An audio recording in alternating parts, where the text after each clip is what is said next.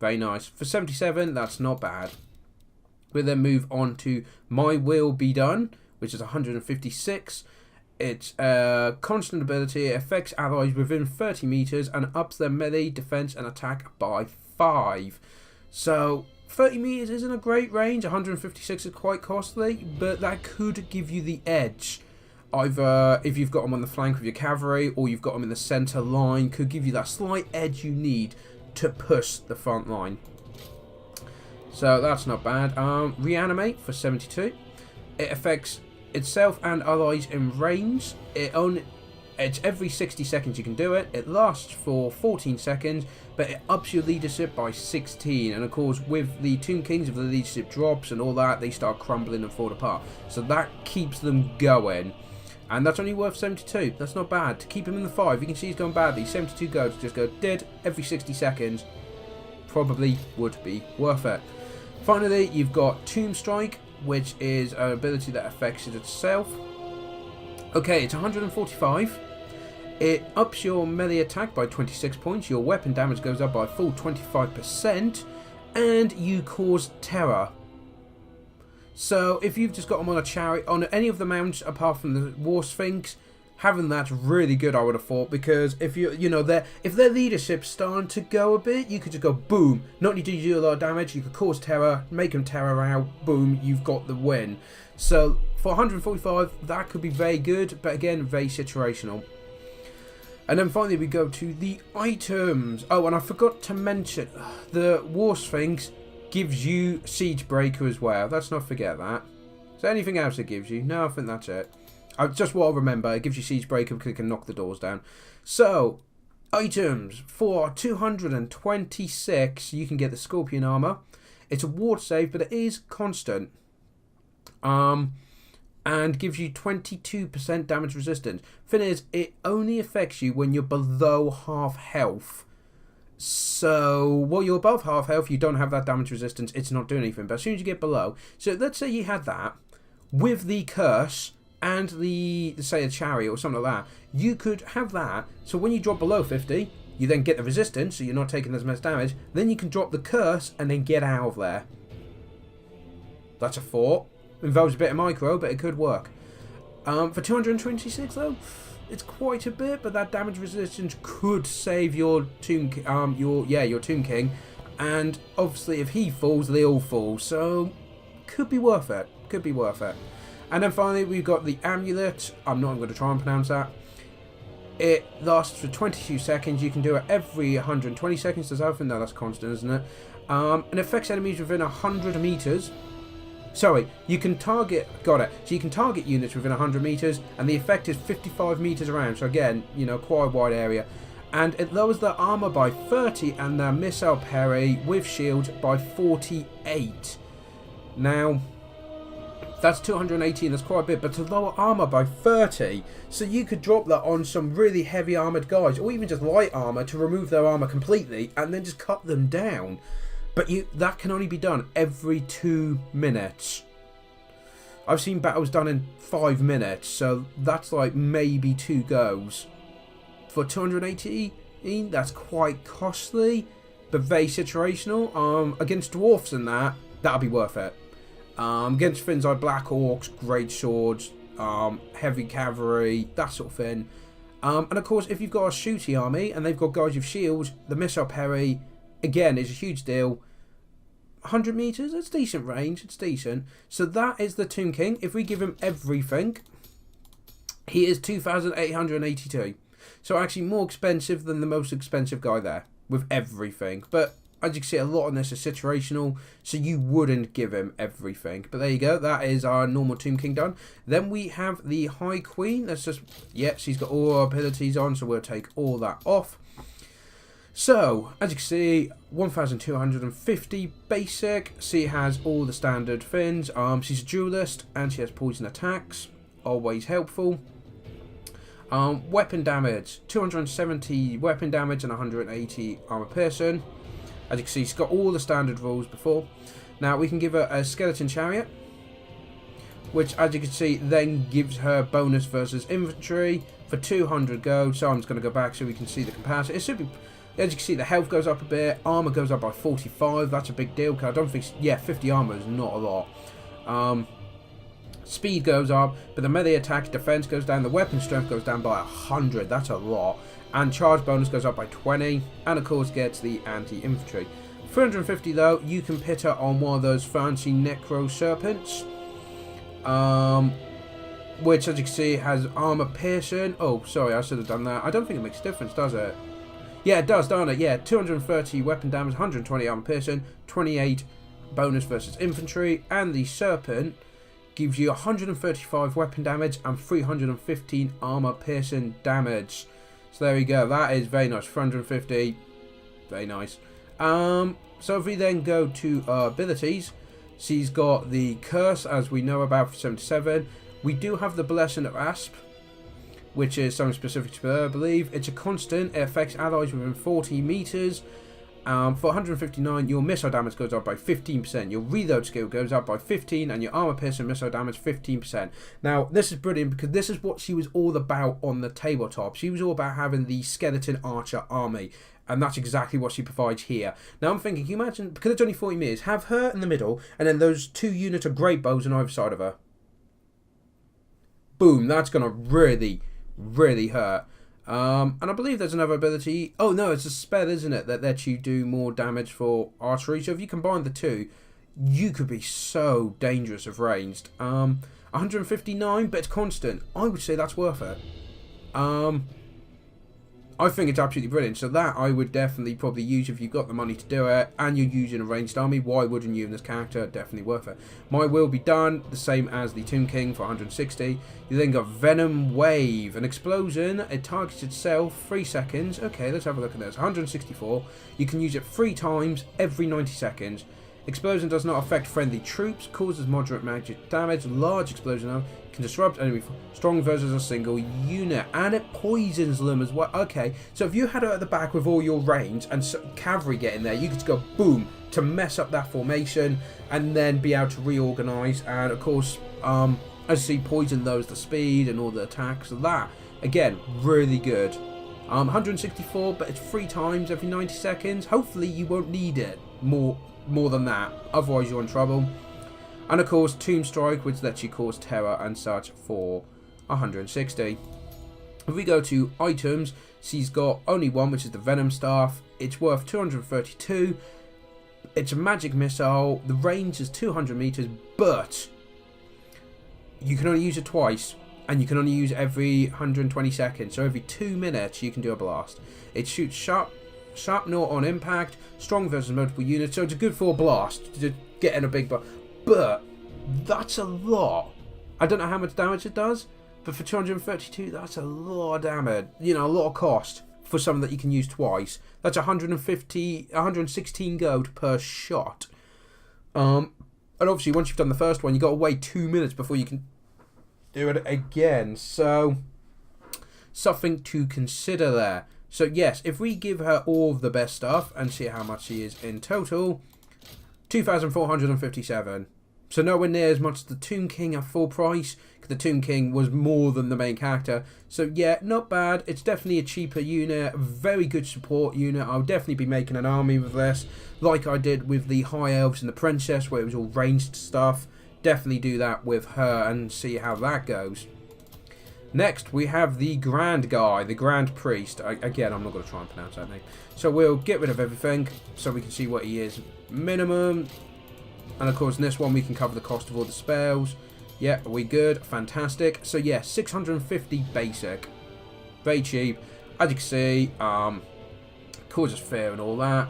Weapon damage, 210 weapon damage and 90 armor piercing. That is better than I thought he would have. That's for a wizard. I thought that would be a lot less. So let's go over. You've got the skeletal steed, as you can imagine, for 100. Does the buffs, as you can see. You then have the skeletal chariot. Again, gives you anti-infantry. Oh, and gives him armored as well. I assume the other characters would have got armored as well. 400. And then you can give him the casket of souls, which let's have a look into. So the casket's got 700 ammunition. As you see, magical attacks.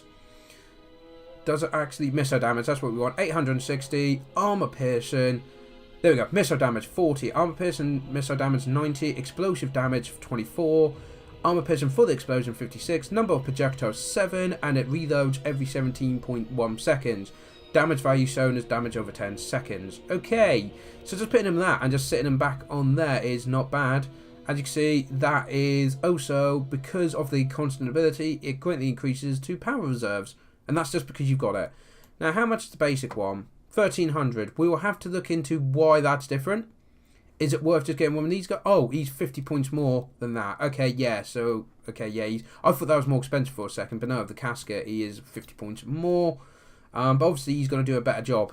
So that is pretty good. Also, is that the live death? Yes, so that is the fancy armor piercing.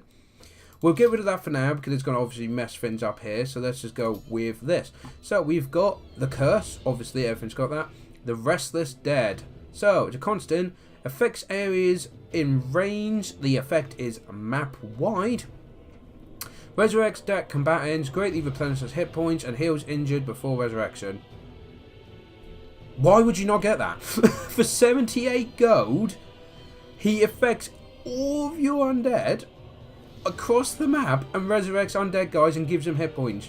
For 78 gold. Why would you not get that? That is brilliant. That's like an automatic thing there.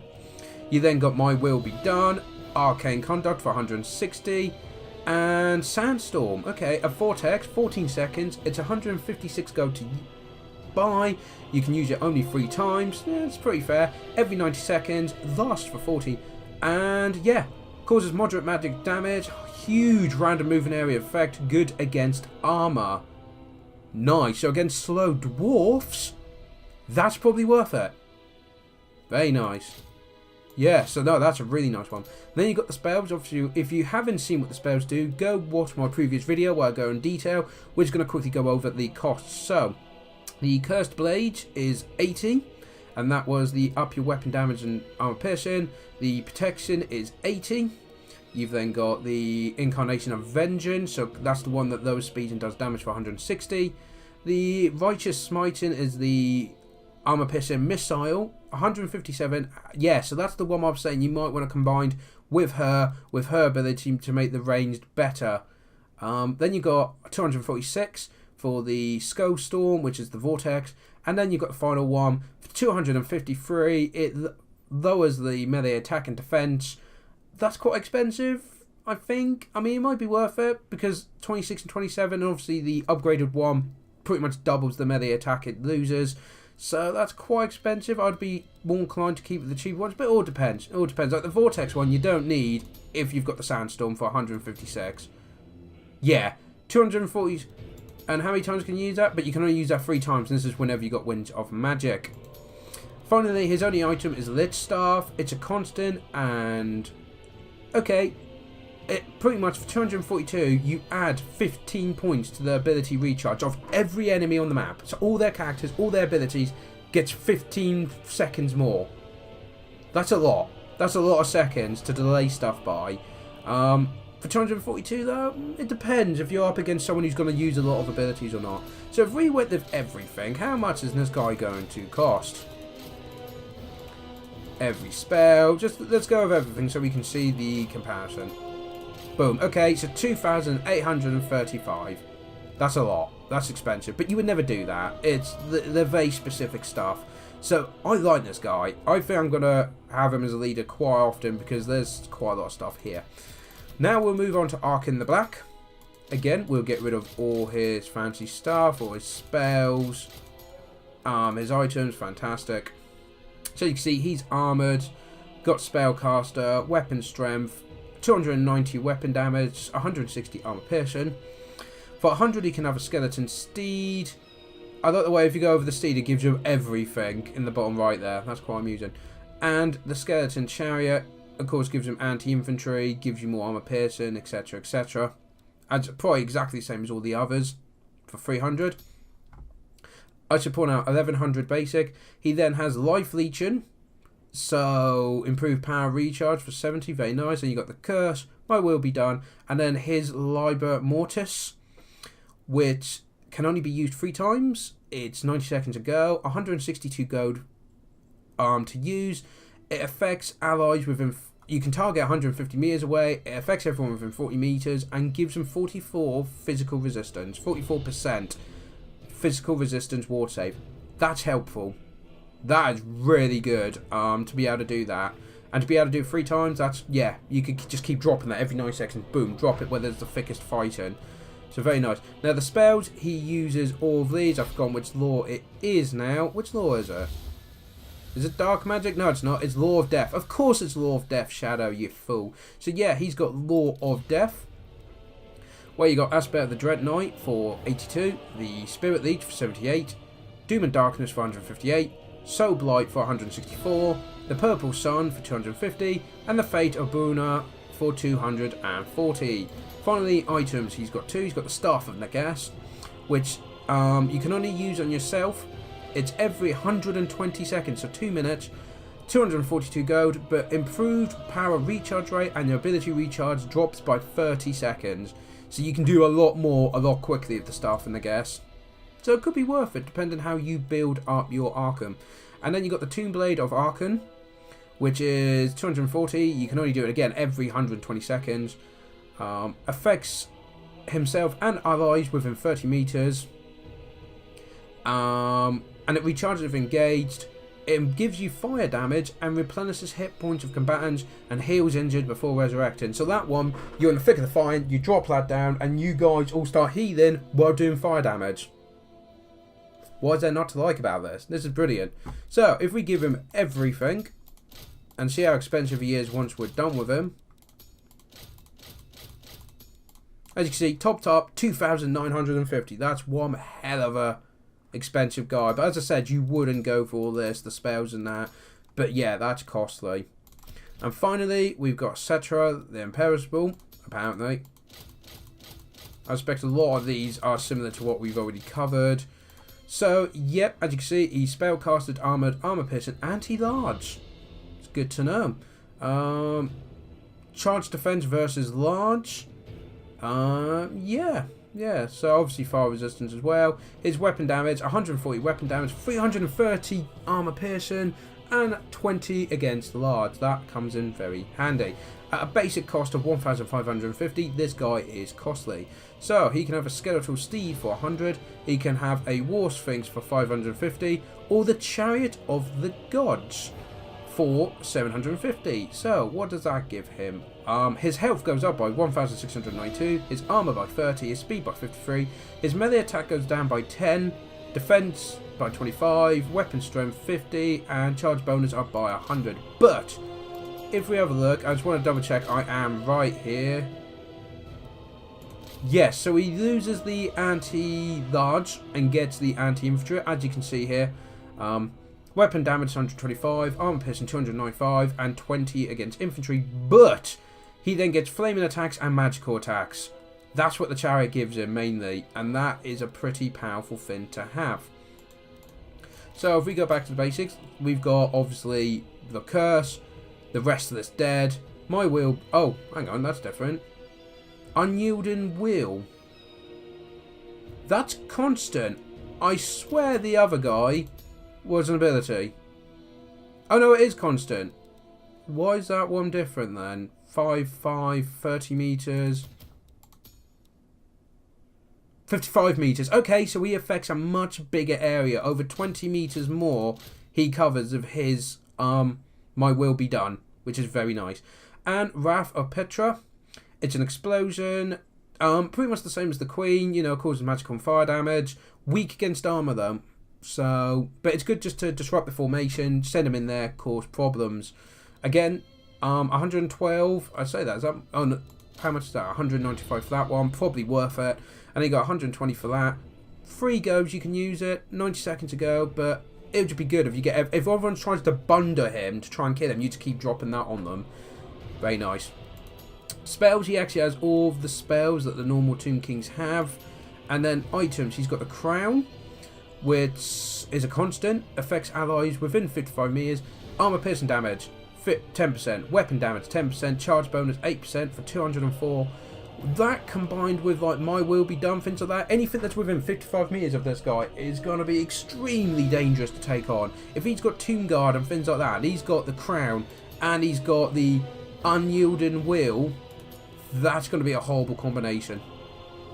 And the Blessed Blade, which is for 195, you can only use it every 120 seconds. That doesn't seem great, but it does fire damage and it blinds the opposition by 10 seconds, which means their melee attack goes down by 26, their accuracy by 40%, and the melee defense by 27.